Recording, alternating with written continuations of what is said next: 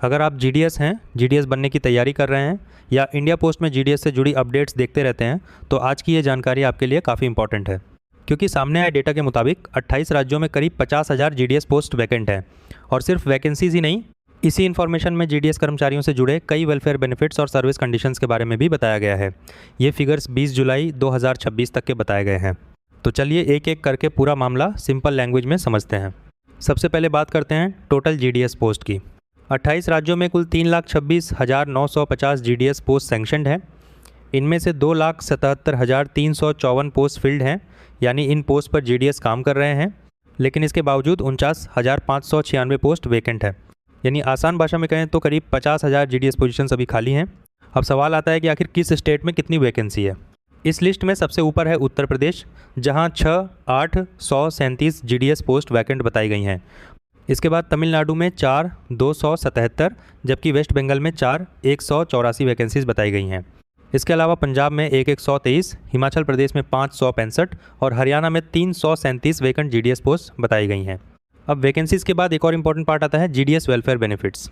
Source में बताया गया है कि विमेन जीडीएस एम्प्लॉयज़ को एक 180 डेज़ मैटरनिटी लीव का एंटाइटलमेंट है।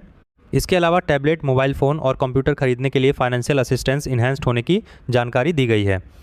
साथ ही ब्रांच पोस्ट ऑफिस अकोमोडेशन के लिए लो इंटरेस्ट लोन का प्रोविज़न बताया गया है। और सिर्फ इतना ही नहीं, 2 व्हीलर और इलेक्ट्रिक व्हीकल खरीदने के लिए भी लो इंटरेस्ट लोन का मेंशन है। अब बात करते हैं जीडीएस के लिए कैरियर अपॉर्चुनिटी की। बहुत से लोगों का सवाल होता है कि जीडीएस के बाद डिपार्टमेंटल पोस्ट में जाने का कोई अपॉर्चुनिटी है या नहीं।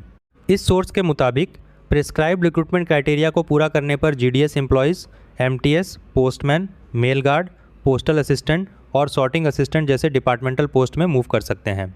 लेकिन यहाँ एक इंपॉर्टेंट बात है, ये ऑटोमेटिक प्रमोशन नहीं है।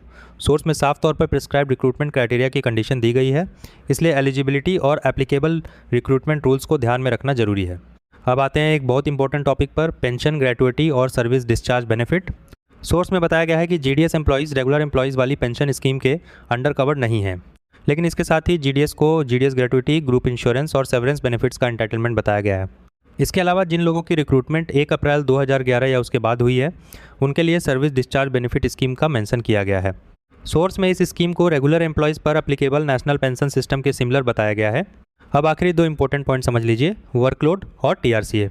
जीडीएस पोस्ट का वर्कलोड हर 3 साल में रिव्यू किया जाता है और टाइम रिलेटेड कंटिन्यूटी अलाउंस यानी टीआरसीए जैसे बेनिफिट्स को पीरियोडिकली रिवाइज किया जाता है।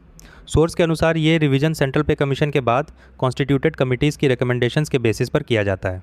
तो दोस्तों, पूरी इन्फॉर्मेशन को शॉर्ट में समझें तो 28 राज्यों में 49,596 जीडीएस पोस्ट वैकेंट हैं।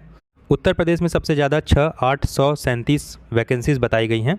जीडीएस के लिए मैटरनिटी लीव, डिवाइसेस की परचेस के लिए फाइनेंशियल असिस्टेंस और कुछ लो इंटरेस्ट लोन फैसिलिटीज़ जैसी वेलफेयर मेजर्स का मेंशन है। प्रिस्क्राइब क्राइटेरिया के तहत डिपार्टमेंटल पोस्ट में जाने के अपॉर्चुनिटीज़ भी बताए गए हैं। ग्रेट्युइटी, ग्रुप इंश्योरेंस और सेवरेंस बेनिफिट्स की जानकारी दी गई है, जबकि रेगुलर पेंशन स्कीम को लेकर अलग पोजीशन बताई गई है। और जीडीएस वर्कलोड हर 3 साल में रिव्यू किए जाने तथा टीआरसीए को पीरियोडिकली रिवाइज किए जाने की बात कही गई है।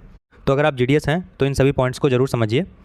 और ऐसे ही जीडीएस वैकेंसीज, रूल्स, बेनिफिट्स और इंडिया पोस्ट से जुड़ी इंपॉर्टेंट अपडेट्स के लिए चैनल को सब्सक्राइब जरूर करें।